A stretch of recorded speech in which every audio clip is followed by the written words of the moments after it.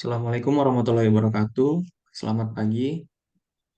Kami di sini untuk mempresentasikan final project analisis data finansial dengan judul Analisis Faktor yang Mempengaruhi Jumlah Kasus HIV Provinsi Sumatera Utara pada tahun 2020 dengan regresi Poisson. Sebelum kami melanjutkan presentasi, izinkan kami memperkenalkan diri.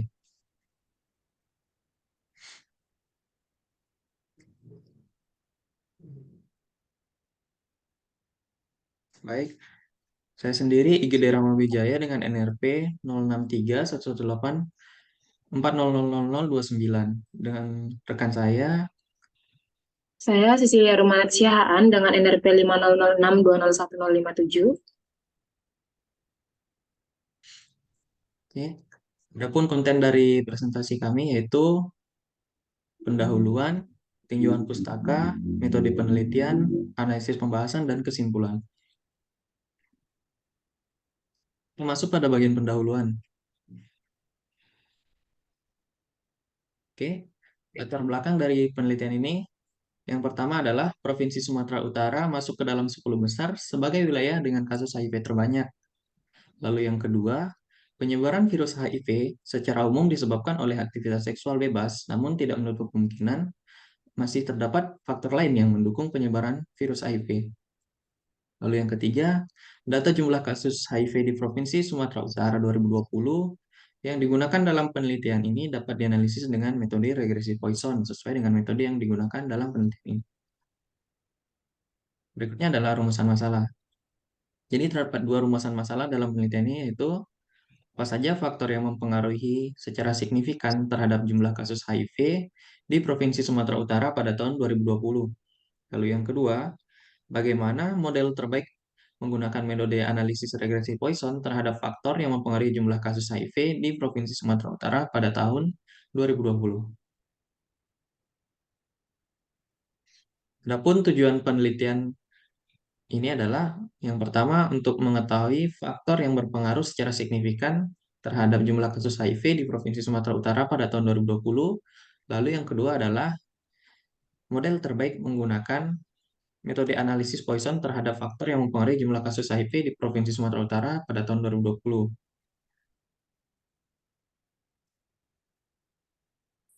Lanjut ke tinjauan pustaka dari penelitian ini. Yang pertama kita harus mengetahui dulu apa itu HIV. Kepanjangan dari HIV sendiri adalah Human Immunodeficiency Virus.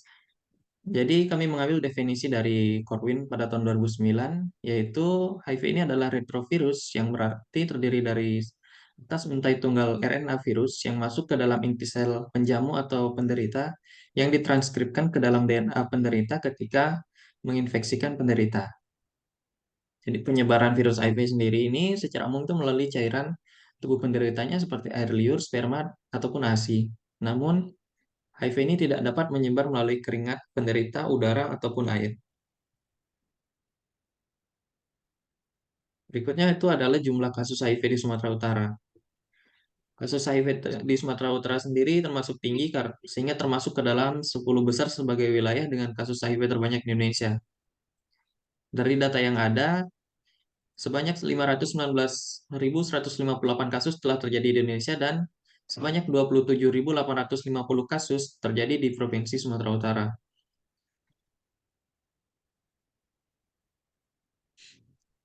Berikutnya adalah multikolinialitas. Definisi dari multikolinialitas sendiri adalah hubungan linear antara sebuah prediktor. Menurut Gujarati 2010, pada tahun 2010, multikolinialitas menyebabkan pendungaan koefisien regresi menjadi tidak stabil. Lalu menurut Corner 2004, pada tahun 2004, menyatakan jika semakin besar nilai VAF, maka semakin tinggi nilai multikolinialitas antara sebuah prediktor. Rumus dari multikolinialitas sendiri ada di bawah sini. Oke, lanjut. Selanjutnya adalah analisis regresi. Menurut Gujaranti 2000, pada tahun 2006, analisis regresi adalah suatu kajian pada hubungan sebuah variabel yang dinamakan variabel yang diterangkan atau the explained variable dengan satu variabel lebih yang menerangkan atau the explanatory variable. Variabel pertama juga juga dengan variabel tergantung, dan variabel kedua dikenal dengan variabel bebas. Jadi dependent dan dependent variable. Jadi dengan persamaan modelnya seperti di bawah ini.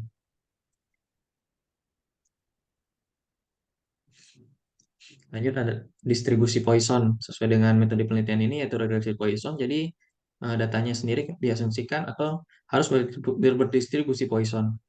Definisi dari distribusi Poisson merupakan suatu distribusi yang dipergunakan untuk peristiwa yang memiliki probabilitas kejadian kecil, di mana kejadian tersebut menguntungkan pada interval waktu tertentu atau suatu daerah tertentu dengan hasil pengamatan berupa variabel diskrit. Ini definisi menurut Rahman dan Purhadi pada tahun 2014. Persamaan untuk distribusi Poisson sendiri ada di pada slide ini. Lanjut ke generalized linear model atau GLMS. Untuk GLMS sendiri terdapat Y1, Y2, sampai Yn yang merupakan end respon bebas yang mengikuti sebuah distribusi peluang anggota keluarga eksponen dengan persamaan seperti di PT ini. Lalu, sebuah prediktor linear berdasarkan pada variabel bebas XI1, XI2, sampai XIK digunakan sebagai notasi dengan XI beta. Lalu persamaannya juga semua terdapat pada slide ini. Lalu fungsi pemetaan yang menghubungkan prediktor, linear dan mean respon dapat dilihat pada slide berikut. Oke, selanjutnya itu adalah regresi Poisson. Regresi Poisson sendiri adalah metode yang digunakan dalam penelitian ini. Jadi menurut Hardin JW dan Hill BJM pada tahun 2007, regresi Poisson merupakan analisis regresi nonlinear dari distribusi Poisson, di mana analisis ini sangat cocok digunakan dalam menganalisis data diskrit. Model regresi Poisson merupakan generalized linear model yang data respon diasumsikan berisi Poisson. Model dari regresi Poisson sendiri adalah berikut ini. Lalu hubungan antara mean respon dan prediktor linear adalah persamaan berikut.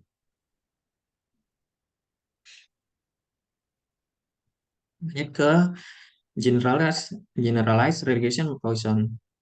Generalized regression Poisson atau GPR adalah pengembangan regresi Poisson yang digunakan untuk mengatasi kondisi overdepresi, di mana model GPR hampir sama dengan regresi Poisson tetapi mengasumsikan bahwa komponen randomnya berdistribusi generalized Poisson. Persamaannya adalah sebagai berikut. Lalu yang ketiga adalah AIC. AIC sendiri adalah kriteria lain selain tes signifikan yang dapat membantu memilih model terbaik. Model optimal adalah model yang cenderung telah sesuai dengan atau telah terdekat dengan realitas. Jadi untuk mencari AIC-nya dapat digunakan persamaan berikut. Oke, berikutnya pada bab 3, yaitu ada metode penelitian. Yang pertama itu sumber data, di mana data yang kami gunakan merupakan data sekunder, yaitu yang bersumber dari Profil Kesehatan Provinsi Sumatera Utara tahun 2020, dan juga dari Badan Pusat Statistika atau BPS Provinsi Sumatera Utara.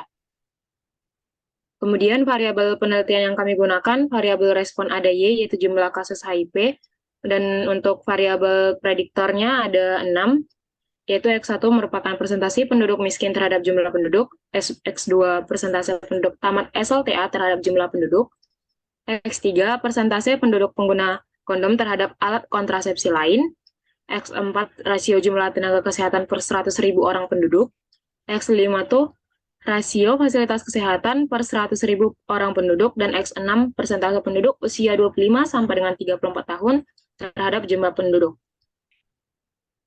Untuk metodologi penelitiannya, yang pertama yaitu mengumpulkan data, dan yang kedua itu mengeksplorasi data yaitu statistika deskriptif, yang ketiga menguji multikolinearitasnya, yang keempat uji serentak dan parsial dengan regresi Poisson, yang kelima membentuk model regresi Poisson. Kemudian yang keenam cek asumsi equidispersi, yang ketujuh karena ditemukan overdispersi maka dilakukan uji serentak dan parsial dengan GPR. Kemudian yang ke-8 memodelkan regresi GPR, yang ke-9 menentukan model terbaik, dan yang ke-10 menarik kesimpulan. Berikutnya pada bab 4 itu adalah analisis dan pembahasan. Untuk eksplorasi datanya, yaitu statistika data, pada slide ini kita lihat adalah tabel nilai minimum, maksimum, min, dan standard deviation dari setiap variabel, baik itu variabel respon maupun variabel prediktor. Berikutnya adalah uji multikoliniaritas. Untuk hipotesisnya, H0-nya terdapat gejala multiko, H1-nya tidak terdapat gejala multiko. Pada tabel nilai FIF variabel prediktor, ditunjukkan bahwa semua variabel prediktor ini memiliki nilai FIF kurang dari 10. Oleh karena itu, keputusan yang diambil adalah tolak H0 dengan kesimpulan bahwa semua variabel prediktor tidak terdapat gejala multiko, sehingga bisa lanjut ke uji berikutnya, yaitu uji serentak. Untuk uji serentak sendiri, hipotesisnya H0-nya sama dengan beta 1 sampai dengan beta 2 sama dengan beta I sama dengan 0. Untuk H1-nya minimal terdapat 1, beta J tidak sama dengan 0. Di mana J ini merupakan 1 sampai dengan seterusnya. Di sini kami menggunakan taraf signifikansi alfanya sama dengan 0,1, sehingga diperoleh statistik uji untuk variabel prediktor terakhir yaitu X6 yaitu 27,58. Untuk daerah kritisnya yaitu chi-square dari taraf signifikansi, degree of freedom-nya yaitu chi-square 0,16 sama dengan 10,064, sehingga keputusan yang diambil adalah tolak H0 karena nilai deviance-nya lebih besar dari chi-square-nya. Dengan itu, kesimpulan yang diambil yaitu terdapat minimal satu variabel prediktor yang signifikan antara variabel prediktor X lainnya secara serentak terhadap variabel respon Y. Berikutnya adalah uji parsial. Di sini hipotesisnya yaitu beta J sama dengan 0, untuk H1-nya beta J tidak sama dengan 0. Sama seperti uji serentak, taraf signifikansi yang kami gunakan alfanya sama dengan 0,1. Dan untuk statistik ujinya bisa dilihat pada tabel. Di sini untuk uji parsial, untuk variabel prediktornya X1 sampai dengan X6, keputusannya yang diambil adalah tolak H0. Hal ini menunjukkan bahwa seluruh variabel prediktor X memberikan pengaruh signifikan terhadap variabel respon Y. Sehingga model regresi Poisson-nya adalah Y sama dengan eksponensial minus 1,78 ditambah 0,0525 X1 ditambah 13,22 X2 dikurang 2,066 X3 dikurang 0,005 X4 dikurang 0,02 X5 ditambah 8,108 X6. Selanjutnya, langkah yang dilakukan adalah cek asumsi equidispersi, yaitu dari nilai residual deviance dibagi dengan degree of freedom-nya. Nilai dari residual deviance dibagi dengan DF-nya adalah 62,307, di mana nilai ini lebih besar dari 1, sehingga model regresi Poisson mengalami overdispersi dan perlu dilakukan generalized Poisson regression atau yang biasa disebut dengan GPR. Langkah berikutnya yaitu melakukan uji serentak. Di sini hipotesisnya sama dengan di uji serentak pada regresi Poisson dengan taraf signifikasi yang sama, yaitu alfa sama dengan 0,1, diperoleh statistik ujinya untuk p-value-nya sama dengan 0. Sehingga keputusan yang diambil tolak H0 karena nilai p-value-nya kurang dari alfa. Sehingga kesimpulan yang diambil adalah terdapat minimal satu variabel prediktor yang signifikan antara variabel prediktor X lainnya secara serentak terhadap variabel respon Y. Langkah selanjutnya adalah uji parsial pada generalized Poisson regression. Sama halnya dengan uji parsial di regresi Poisson. Untuk hipotesis dan taraf signifikansinya sama. Kemudian pada statistik ujinya bisa dilihat pada tabel di slide ini. Untuk variabel X1, X3, X4, X5, dan X6, nilai p-value-nya lebih dari taraf signifikansi, sehingga keputusan yang diambil adalah gagal tolak H0. Sedangkan untuk X2-nya lebih kecil dari taraf signifikansi, sehingga keputusan yang diambil tolak H0. Untuk X1, X3, X4, X5, dan X6, ini menunjukkan bahwa variabel prediktor tersebut tidak memberikan pengaruh signifikan terhadap variabel respon Y. Oleh karena itu, perlu dilakukan penghapusan variabel yang tidak signifikan dan dilakukan uji serentak dan uji parsial ulang. Setelah dilakukan uji ulang, diperoleh eh, nilai p-value dari uji serentaknya tetap 0 dan nilai p-value untuk uji parsialnya adalah sebagai berikut. Berdasarkan tabel ini, dapat diketahui bahwa nilai p-value variabel prediktor kurang dari taraf signifikansi. Hal ini menunjukkan bahwa variabel X1 dan X2 sudah memberikan pengaruh signifikan terhadap variabel respon Y. Untuk model generalized Poisson regressionnya tersebut adalah sebagai berikut, yaitu Y sama dengan eksponensial 0,30918 ditambah 2,24773 dikurang 0,101 X1 ditambah 5,64447 X2. Langkah selanjutnya yaitu penentuan model terbaik berdasarkan nilai AIC terkecil. Di sini nilai AIC regresi Poisson adalah 1782,824, sedangkan AIC untuk generalized Poisson regression adalah 294,6108. Sehingga nilai AIC terkecil adalah nilai AIC dari model generalized Poisson regression. Oleh karena itu, dapat disimpulkan bahwa model terbaik adalah model dari generalized Poisson regression. Berikutnya adalah pada bab 5 ada kesimpulan. Kesimpulan yang kami ambil adalah ada dua. Yang pertama yaitu faktor yang paling berpengaruh secara signifikan terhadap jumlah kasus HIP Provinsi Sumatera Utara tahun 2020 pada regresi Poisson itu seluruh variabel, akan tetapi pada model generalized Poisson regression hanya dua, yaitu X1 dan juga X2. Untuk kesimpulan yang kedua yaitu model terbaik yang diperoleh adalah model generalized Poisson regression dengan model Y sama dengan eksponensial 0,30918 ditambah 2,24773 dikurang 0,101 X1 ditambah 5,6447 X2. Untuk daftar pustaka yang kami gunakan adalah sebagai berikut. Demikian presentasi kami tentang analisis faktor yang mempengaruhi jumlah kasus HIP pada tahun 2020 di Sumatera Utara dengan regresi Poisson. Jika ada kesalahan atau tutur kata yang kurang sopan, kami mohon maaf. Terima kasih.